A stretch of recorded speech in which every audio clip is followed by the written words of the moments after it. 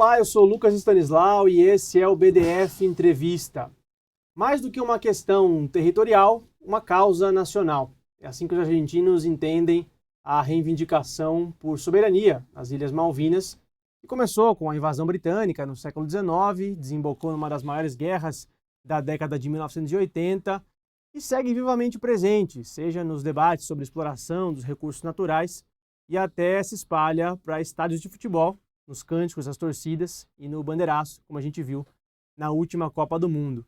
E hoje, para discutir essa causa, essa questão, a gente recebe o historiador argentino, professor de História da USP, Oswaldo Cojola. Professor, obrigado por estar aqui com a gente no BDF Entrevista. Seja bem-vindo.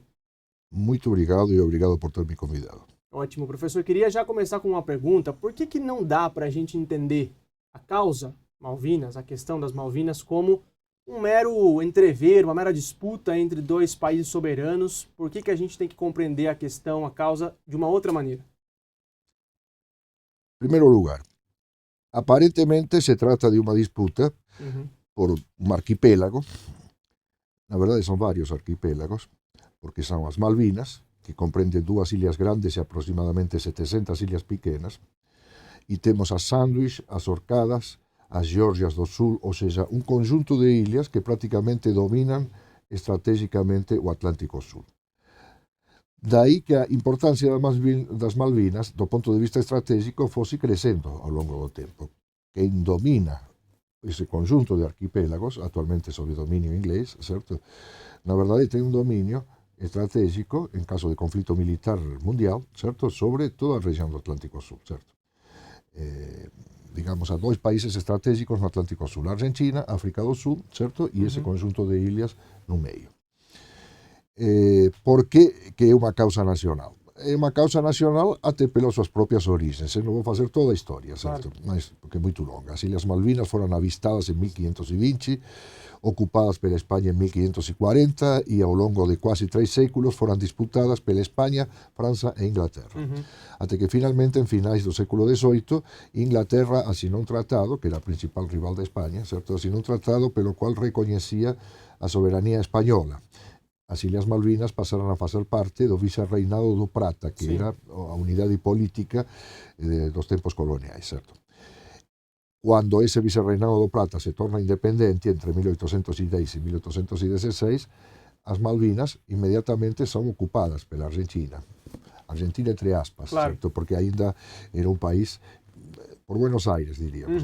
Buenos Aires ainda não era a capital da Argentina. Nos tempos das Províncias Unidas do Rio da Prata, que a unidade nacional argentina ainda demoraria uns bons 40 anos, 50 anos para ser concretizada.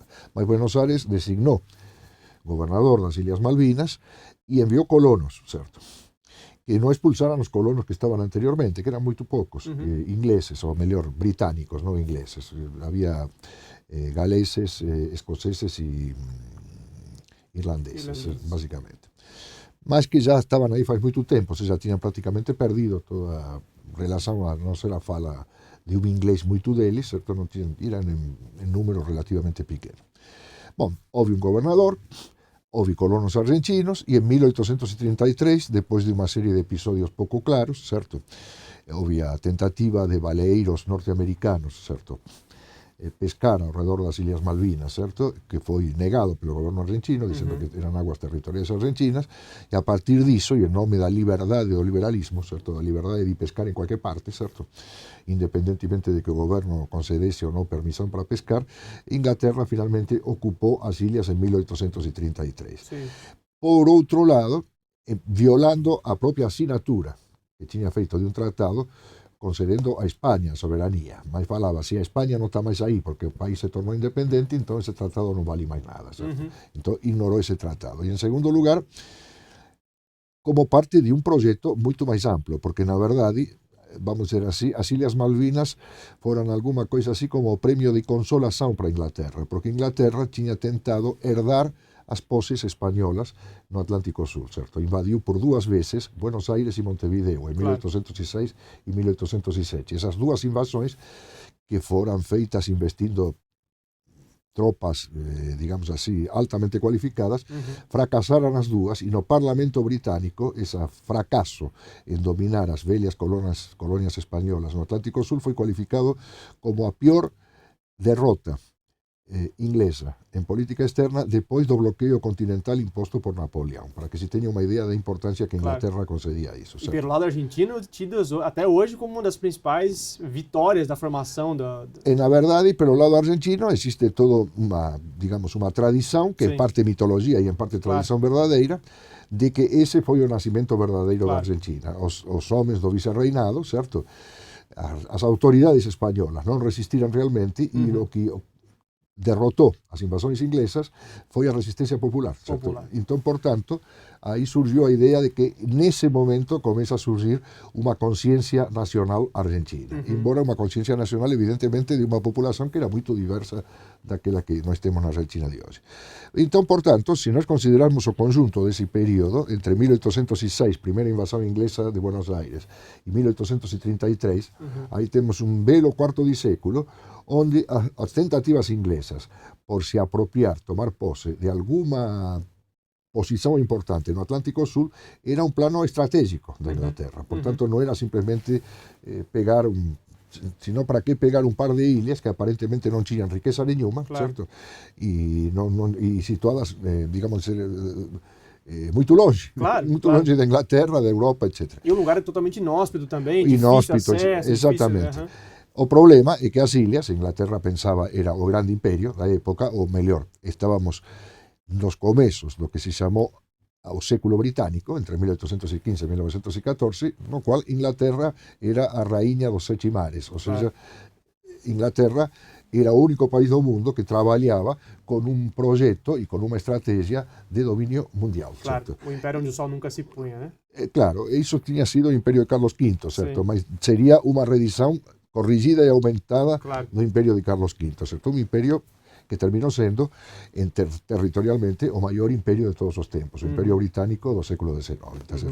Então, portanto, eles tinham uma perfeita consciência da importância estratégica das ilhas. Por quê? Porque eram ponto de passagem obrigado entre o Atlântico e o Pacífico, numa época que não existia o Canal do Panamá.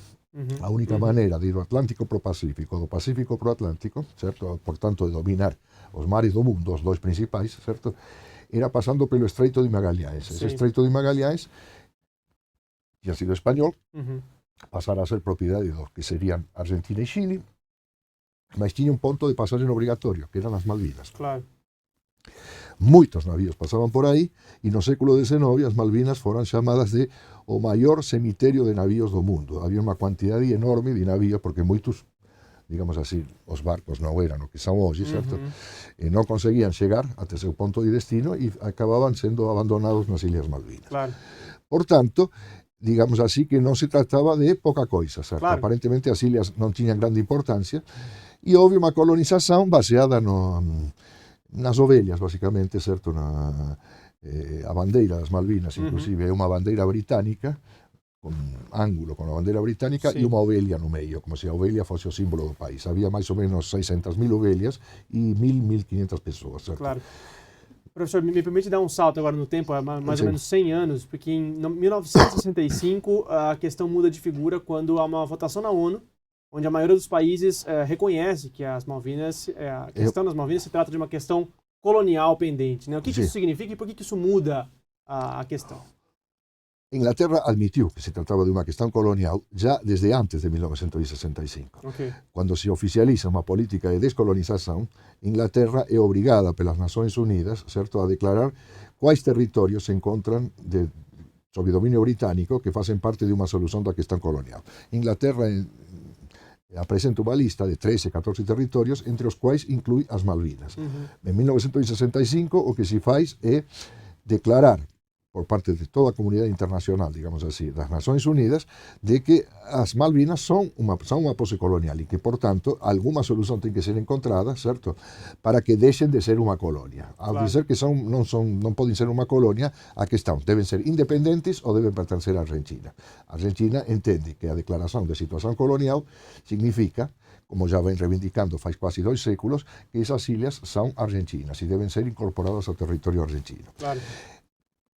Eu sou argentino, cursei a escola primaria, certo? Na escola primaria, quando se estudava historia ou geografía, estudábamos con mapas, certo? Os mapas estaban pinturados na parede. En todos eses mapas, as Ilhas Malvinas aparecían como sendo parte, e as Orcadas, en fin, todos eses outros arquipélagos, como sendo parte do territorio argentino. Inclusive, cando se dan unhas cifras oficiais acerca da Argentina, certo? Desde a escola primaria, superficie da Argentina, certo? Superficie da Argentina é calculada, tantos millóns de kilómetros cuadrados, é calculada incluindo o territorio das Malvinas e das outras ilhas. Por tanto, há unha grande conciencia na Argentina a ese respeito, certo? E en 1966 há un ato simbólico famoso que ficou moito coñecido, aquí no Brasil é ben pouco coñecido, un avión das aerolíneas argentinas foi secuestrado por un comando peronista encabezado por Dardo Cabo, cuidado, 66, estamos falando de unha ditadura militar na Argentina, certo? Estaba unha ditadura militar encabezada por Onganía, certo?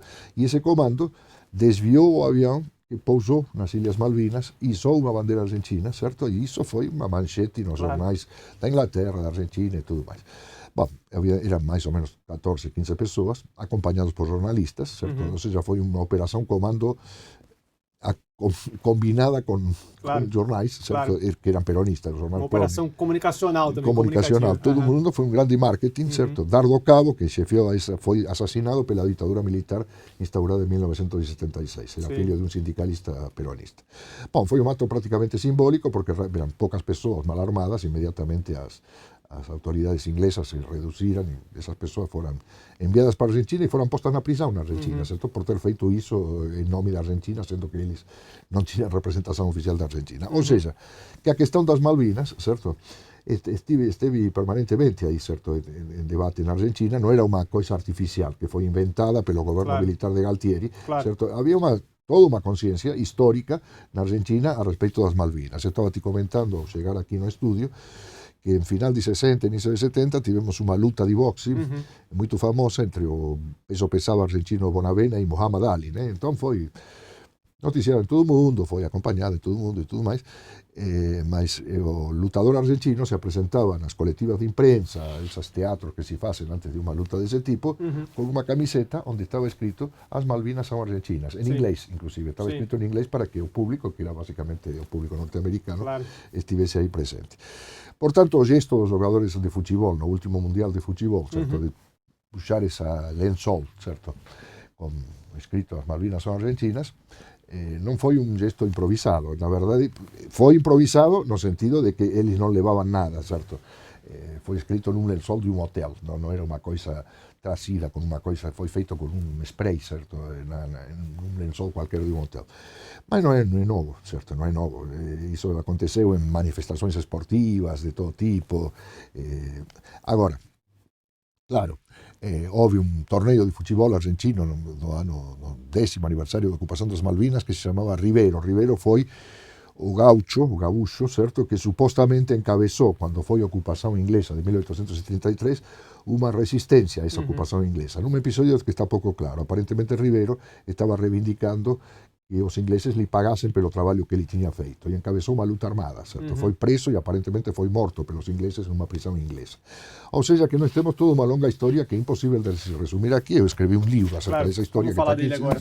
Deixa eu mostrar para a nossa audiência, porque nesse livro, A Outra Guerra do Fim do Mundo, a Batalha pelas Malvinas e a América do Sul, publicado em 2014, né, professor?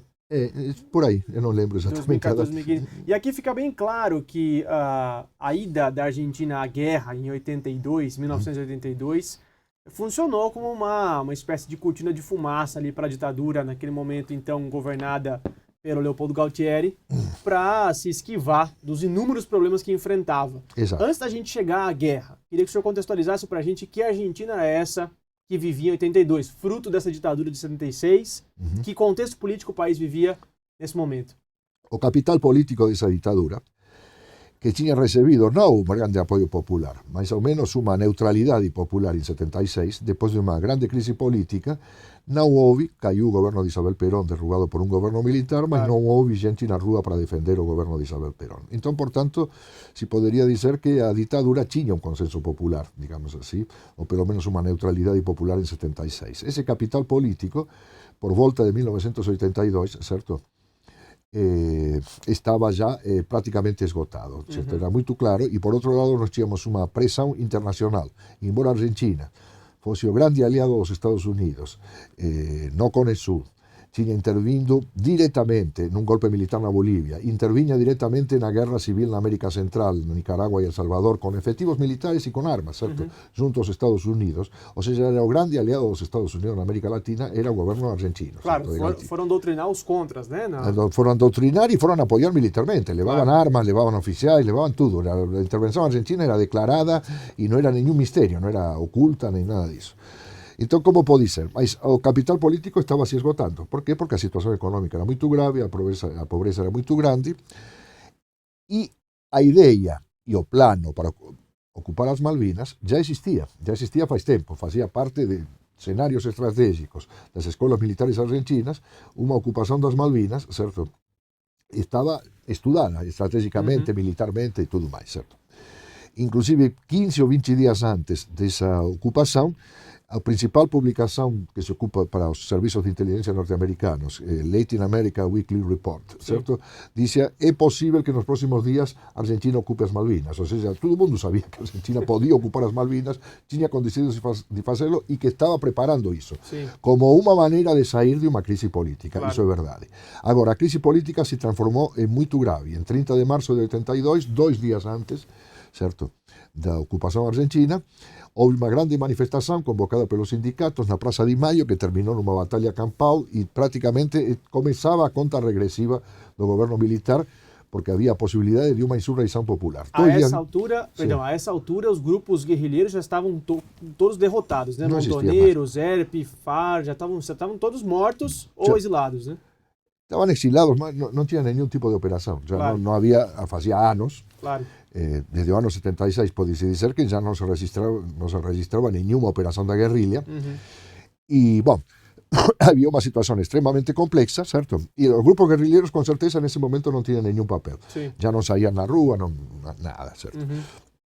Não tinha nenhuma manifestação de caráter público, nem nada parecido. Nesse momento era uma oposição popular. Sim. A perspectiva era a possibilidade de que se repetisse em escala ampliada o que tinha sido o processo argentino de final dos 60, início dos 70, o Cordobazo, claro. Rosarias tucumanas, ou seja, não ações guerrilheiras, mas ações populares de grande envergadura. Nesse momento se lança a ocupação das Malvinas. Aparentemente, o agravamento da crise motivou um adiantamento, porque o cenário era ocupar as Malvinas aproximadamente no mês de maio. Foi ocupada no mês para finais de maio. Foi ocupada no início de abril. A operação já estava preparada.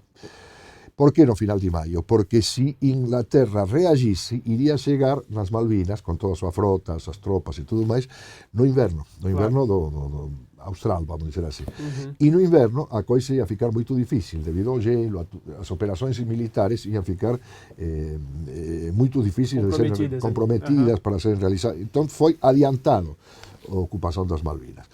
A ocupação, logicamente, suscitou uma grande emoção popular, certo? Galtieri convocou uma manifestação na Praça de Maio, onde ele se apresentou como um grande líder, imitando um pouco as famosas concentrações peronistas, certo? Ele falando desde o balcão, certo? E se apresentando como uma espécie de grande salvador da Argentina, na certo? Sacada, ali na varanda da Casa Rosada e tudo mais, certo? E muitos jornais se fazendo eco, temos um grande líder e tudo mais, certo? 2 meses depois, os mesmos jornais estavam retratando o mesmo Galtieri como um imbecil, um idiota, um covarde e tudo mais. Ou seja, a imprensa... Mas o fato é que seduziu a maioria da população argentina. Eu não diria que seduziu, porque a população argentina não é tão tonta, certo? Não é tão idiota. O que foi uma... Porque nessa manifestação, que foi convocada por Galtieri, que era para gerar um clima de enorme unidade nacional, apareceram todos os partidos políticos, certo? Claro. E na manifestação, claro, não havia cartazes dos Montoneros e do ERP, porque já eram inoperantes, mas havia cartazes do Partido Radical, do Partido Peronista, do Partido Comunista, dos partidos trotskistas, todo mundo foi para a rua. Que estava todas as atividades políticas estavam proibidas, mas saíram com faixas, porque o clima era de unidade nacional. Era para fazer um discurso em favor das Malvinas, certo? A polícia não ia começar a reprimir exatamente no momento em que se buscava era uma unidade nacional que salvasse o governo militar. Claro. Então foi uma jogada arriscadíssima, mas até esse momento, no momento em que Galtieri aparece na sacada da Casa Rosada, Os militares argentinos nem pensavam que iria ter uma guerra. Eles achavam que tinham ocupado, que a Inglaterra ia recuar, que iam sentar na mesa de negociações e acordar algum tipo de regime compartilhado na soberania nas ilhas ou qualquer coisa desse tipo e com isso salvar a cara, certo? E prorrogar o governo militar por um tempo ainda maior do que foi. Não foi isso que aconteceu, houve uma guerra, a Argentina foi derrotada e no ano seguinte tivemos eleições gerais, certo? Que foram vencidas pelo Partido Radical, Alfonsín e tudo mais. Ou seja, o plano político dos militares afundou na Guerra das Malvinas. Mas, professor, não sei se é muita arrogância nossa em 2026, olhando para trás, né, e pensar, era ingenuidade dos militares a acreditar que os britânicos não viriam apresentar a batalha e reivindicar o controle das Malvinas, ou eles pensavam, ou era um outro momento político, e também queria que o senhor falasse sobre a crença de que Washington apoiaria Galtieri e a ditadura contra os britânicos, né? Foi uma ingenuidade ou foi erro de cálculo mesmo? Olha, a assessoria política dos militares argentinos não deve ter sido muito brilhante. Isso é motivo de especulações. Mas cuidado con apresentá-los como completos idiotas. En primer lugar, porque se trataba, como se dice actualmente, de una dictadura cívico-militar. O sea, no era composta apenas por militares, certo? O ministro de Relações Externas da Argentina era un velho oligarca muito experimentado e que non era nenhum tonto, se chamava Nicanor Costa Mendes, non era un militar, certo? Ele, portanto, tinha alguma idea. Qual foi o erro de cálculo? O erro de cálculo foi máis ou menos o seguinte, que Inglaterra não iria se mobilizar por poses tão longínquas, certo? E de que Estados Unidos teria uma posição de neutralidade, ou seja, que deixaria as coisas que não iria querer perder seu principal aliado no seu quintal histórico, que era a própria Argentina. Então, mais ou menos, esse era o cálculo dos militares. Ingênuos, foi um cálculo totalmente errado. Olha, não foi totalmente errado, vamos ser concretos.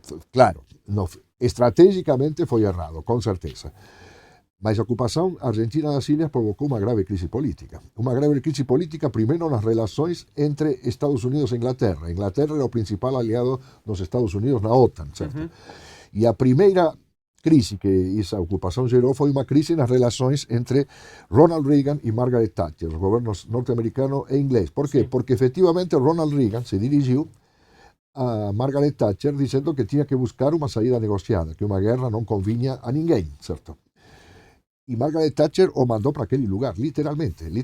Ele foi para Downing Street, certo, a sede do governo britânico, certo, em visita oficial a Margaret Thatcher, depois da ocupação, e a Margaret Thatcher trocou os quadros, certo, daquela sede histórica, e pôs em primeiro lugar o quadro de Lord Nelson, ou seja, do vencedor da Batalha de Trafalgar, ou seja, mudou, como dizendo, nós vamos para a guerra. Para que logo de cara, ao entrar, abrir a porta, ele se encontrasse, Reagan, certo, com o chefe da maior façanha histórica da Armada Inglesa, certo, olhando para ele, certo. Tocando o tambor ali da Exato, guerra. Diretamente, certo. E houve um entrevero muito forte entre a Inglaterra e os Estados Unidos. E, em segundo lugar, houve uma crise política nos Estados Unidos. Por quê? Reagan mandou um enviado, Alexander Haig, que era secretário de Estado, certo? Asesorado por uma pessoa que bem conhecida dos brasileiros, se chamava, na verdade era o chefe dele, era assessor, mas era um assessor que mandava sobre o delegado oficial, mais velho do que ele, se chamava Vernon Walters. Por que conhecido Vernon Walters? Porque foi um dos articuladores do golpe de 1964 no Brasil. Contra João Goulart. Contra João Goulart. Ou seja, ele já tinha sido golpista na Brasil, na Bolívia. Ele foi um dos articuladores do golpe que derrubou o governo de Juan José Torres, que instaurou a ditadura de Banzer, certo? Portanto, era um golpista profissional, certo, norte-americano, e foi enviado nessa ocasião. Era um dos políticos diplomáticos mais experientes dos Estados Unidos da América. Ele foi enviado, na verdade, como chefe a eminência parda dessa delegação. E, curiosamente, aqui na Argentina, ele também articulou um golpe no meio da Guerra das Malvinas. Só que, em vez de um golpe militar, como tinha sido na Brasil e na Bolívia, ele articulou um golpe civil. Era o golpe para substituir o governo de Galtieri. Por quê? Porque o governo de Galtieri, derrotado na guerra, não tinha mais o que fazer. Ele articulou a saída dos militares e a volta dos civis. E se reuniu com civis para quê? Para que a volta dos civis não significasse uma reviravolta completa da política argentina, certo? Em todos os cenários internacionais, inclusive internos. E aí o Raul Alfonsín e a UCR como garantidores desse pacto. Raul Alfonsín foi o que apareceu dentre os vários políticos argentinos que se candidataran a serem os chefes dessa transição, certo? Como o mais capacitado e o que teve mais apoio popular. O peronismo apresentou Ítalo Luder, que já tinha governado em 1975 em substituição de Isabel Perón, certo? Com um vicepresidente que era literalmente um troglodita, um animal, que se chamava Herminio Iglesias, uma besta, não sabia nem falar castelhano, certo? Era uma candidatura tão idiota, e o outro era um invertebrado, certo? Era uma besta com uma pessoa que aparentemente não tinha a menor personalidade. No meio disso, Alfonsín conquistou a confiança de um lado do eleitorado argentino e de outro lado dos Estados Unidos, da União Europeia e tudo mais. Foi o homem da transição do governo militar para o governo civil. Bom, então, voltando à pergunta inicial, que foi isso? Em segundo lugar, os militares, ocupando as Malvinas, provocaram uma crise política interna que foi muito grave nos Estados Unidos. Por quê? Porque había a carta negociadora que foi representada pelo Departamento de Estado, representado por Alexander Haig, certo? E a carta violenta, que foi representada pelo Pentágono, Secretaría de Defensa, que era ocupada por outro, que se chamava Caspar Weinberger, certo? O Departamento de Estado dizia que o apoio a Inglaterra tinha que ser discreto, que os Estados Unidos não podia aparecer abertamente violando os tratados que unían Estados Unidos aos Estados americanos, TIAR, Tratado Interamericano de Asistencia Recíproca, que obligaba aos Estados Unidos a defender a Argentina contra a Inglaterra caso a Inglaterra atacase territorio argentino, certo? Bom, o problema era, e então pretendían jogar a carta política.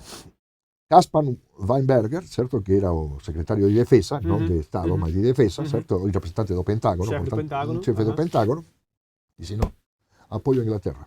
Vamos con tudo, inclusive con medios militares. E non foran con tropas, porque non houve tropas norteamericanas, mas o apoio logístico norteamericano a Inglaterra foi decisivo.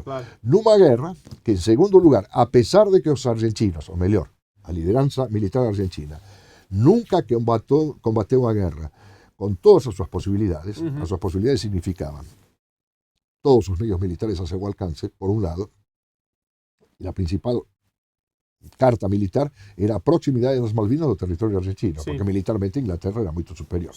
Eran 30.000 soldados de élite ingleses, infantaría e mariña, contra 15.000 soldados argentinos, que non eran profesionais, a maioría eran soldados de leva, conscritos, certo?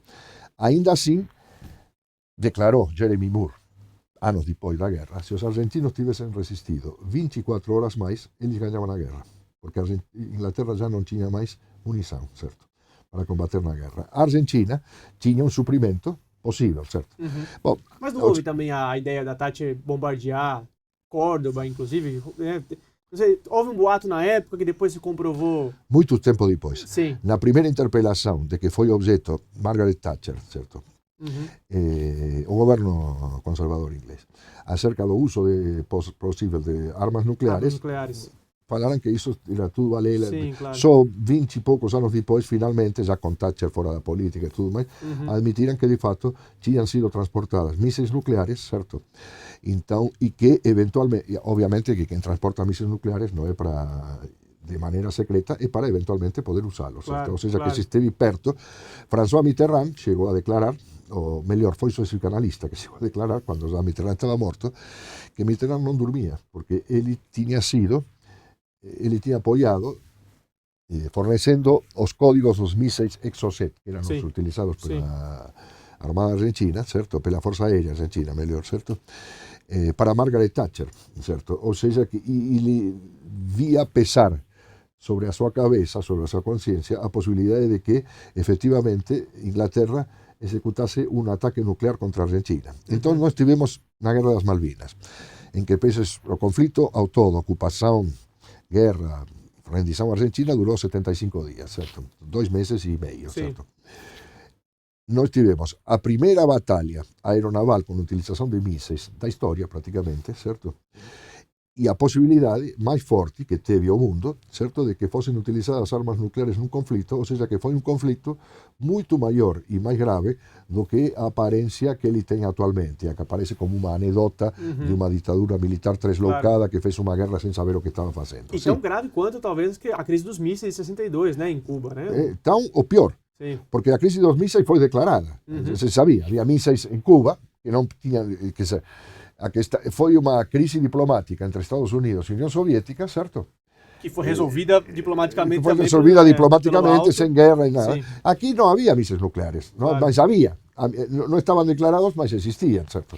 Ou seja, que ninguém anuncia que vai jogar uma bomba atômica 3 dias antes. Uma bomba atômica se joga como fizeram em Hiroshima e Nagasaki. Claro. Hiroshima, se você fala, eu vou jogar uma bomba atômica sobre Hiroshima, é óbvio que toda a população de Hiroshima vai sair correndo, certo? Não vai acontecer nada disso. E o efeito disciplinarizador, Exato. moralizante, você perde. Exatamente, exatamente. Certo? E se comentou, efetivamente, tudo isso está muito escuro, de que o objeto non sería Buenos Aires, por algún motivo simbólico, certo? Porque Buenos Aires é unha capital moito charmosa, etc. E tal, mas sería a cidade de Córdoba, a segunda do país. Okay? A súa cidade, professor. A minha cidade e a cidade da minha família. Claro, certo? claro. Ou seja, que a minha família ia correr o risco enorme de ter unha bomba atómica encima da cabeça. Ou seja, o conflito foi gravísimo, certo? E se tivesse se prolongado ainda por un tempo, teria sem dúvida envolvido outros países. Por qué? Porque un dos países que apoiou militarmente, inclusive Inglaterra no conflito, para varias operações, foi o Chile. E claro que a Argentina sabía que o Chile estaba apoiando a Inglaterra, certo? Había con tropas, digamos así, clandestinas de Inglaterra que usaram o Chile como base de operações. O Chile da ditadura do general Pinochet, né? Da ditadura de Pinochet, efectivamente. Ia ser duas ditaduras, uma em contra da outra, a do Pinochet e a contra Galtieri. Por sua vez, o Peru... O Peru, por sua vez, preparou uma operação militar contra o norte do Chile. Por quê? Porque se o Chile entrava em guerra contra a Argentina em apoio da Inglaterra, o Peru, que foi o país que mais se mobilizou, e o único que deu apoio militar à Argentina, ia atacar o norte do Chile, por uma reivindicação histórica que provém da Guerra do Pacífico, de 1879, certo? Uma parte do território, certo, peruana e boliviana, certo, da velha Confederação Peruana-Boliviana que se frustrou, certo, é o norte do Chile, certo, que estava agora como parte do território. Ou seja, se o conflito se prolongase, non íamos ter unha guerra internacional, con todas as letras, envolvendo Chile, Argentina, Perú e eventualmente até a Bolivia, para non falar na Inglaterra, e aí os Estados Unidos non ian ficar neutros, ian ter que se meter aí dentro, porque ian perder todos os aliados, certo, do Cone Sul.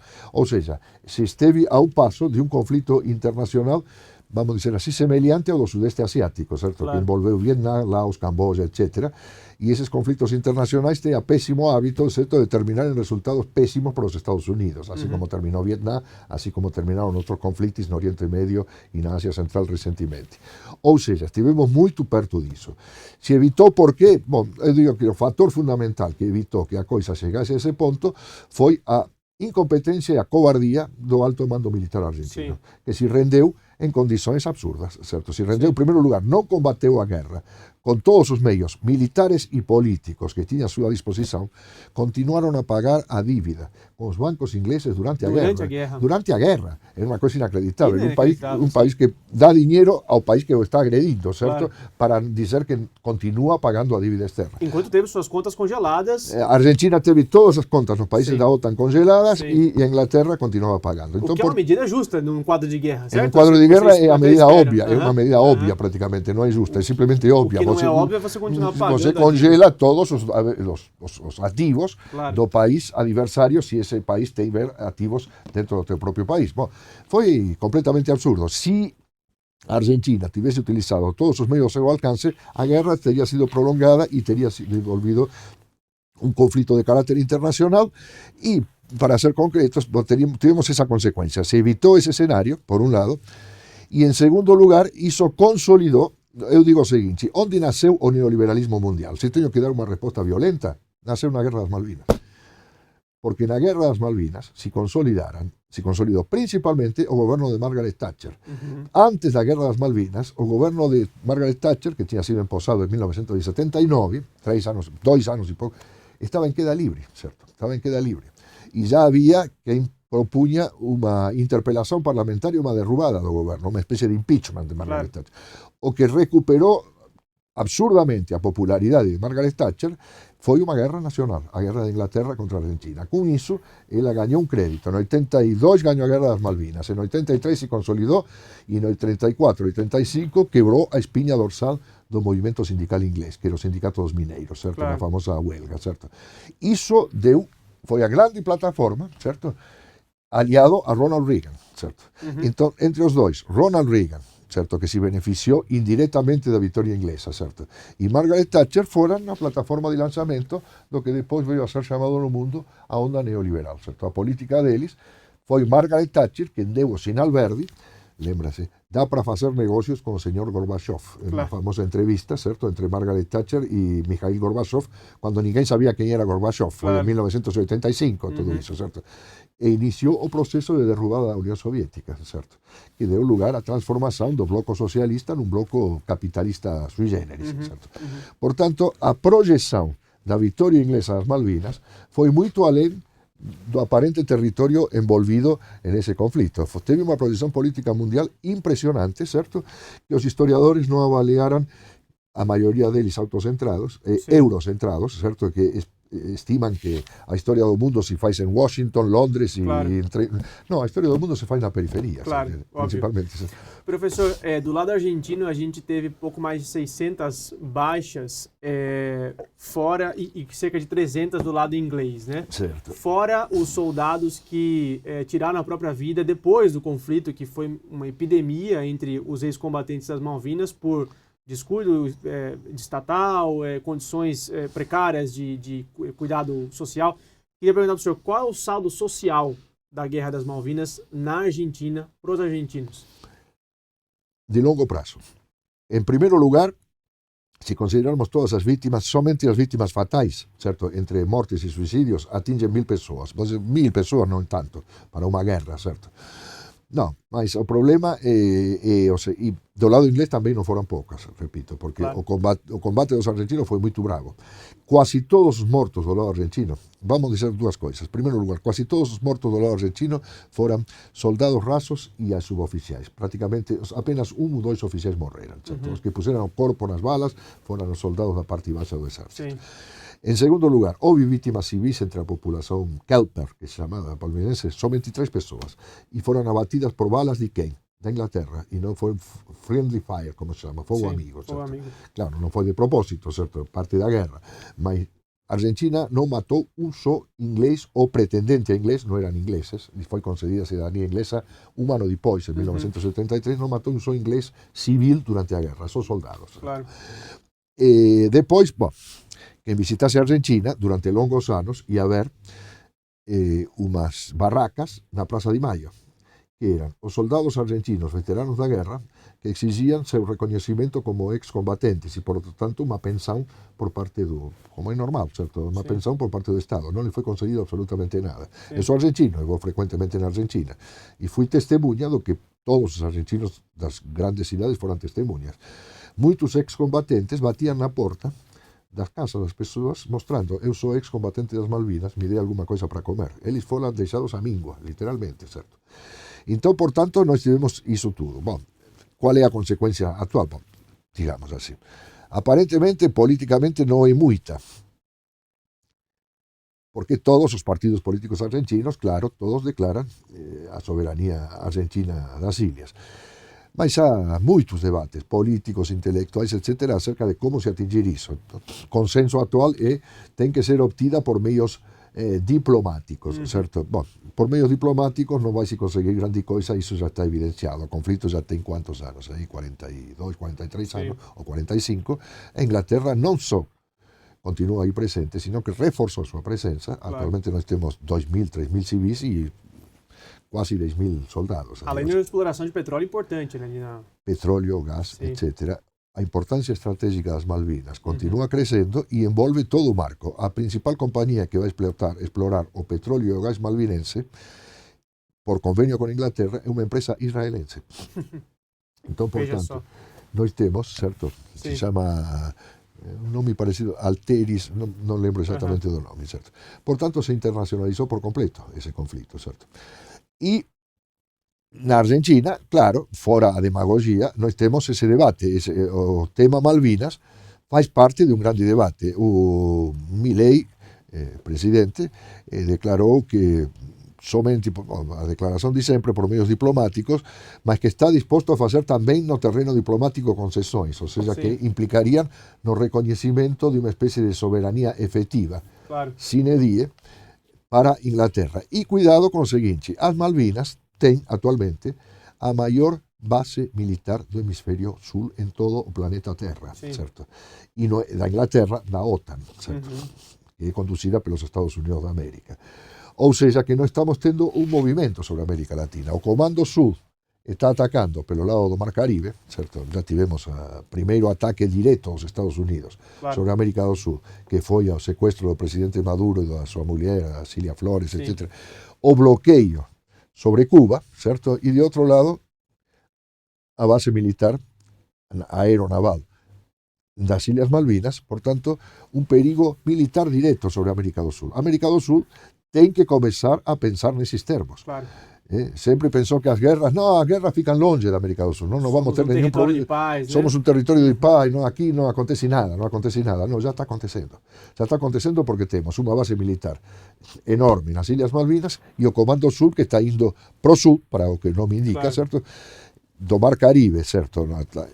E que podem chegar a afetar diretamente, certo? Porque quem está no meio das Malvinas e do ataque do Comando Sul que está atacando no Caribe, o que está no meio é um país que se chama Brasil, certo? Que tem as costas maiores de qualquer país do mundo sobre o Atlântico Sul. Portanto, o tema Malvinas e o tema da posição estratégica do Brasil diante dessa situação tem que ser incorporado ao debate político brasileiro. Por que não é incorporado ao debate político brasileiro? Porque é uma batata quente, certo? Claro. E porque ninguém quer falar nada, certo, sobre esse assunto, porque é um assunto que queima, certo? E isso não pode ser, porque a opinião pública, o povo brasileiro, não pode ser tomado de surpresa por uma situação militar estratégica que vai afetá-lo diretamente sem saber nada do que está acontecendo. Eu publiquei esse livro, entre outros motivos, e batalhei para publicá-lo, certo? Como uma maneira de alimentar esse debate, certo? No Brasil, certo? E que esse assunto seja realmente discutido. Eu sou historiador, é um livro de história, certo? É parte da minha profissão, mas eu fiz com uma ambição além, digamos assim, da carreira historiográfica, da carreira de historiador, como uma maneira de tentar cutucar, certo? A opinião pública, para que a opinião pública tome consciência de que as questões estratégicas não são questões das quais o Brasil pode se manter à margem. Certo? E aqui no Brasil, de fato, a gente sempre vai dar eco e espaço para esse tipo de questão. Professor Oswaldo Cogiola, obrigado pela sua presença aqui no nosso programa. E obrigado por esse espaço que é fundamental para o debate brasileiro, certo? E que lamentavelmente não tem o espaço que merece. Muito obrigado, à disposição de vocês para qualquer outra ocasião. A gente agradece. E obrigado a você que acompanhou mais essa edição do BDF Entrevista. A gente volta no próximo episódio. Até lá.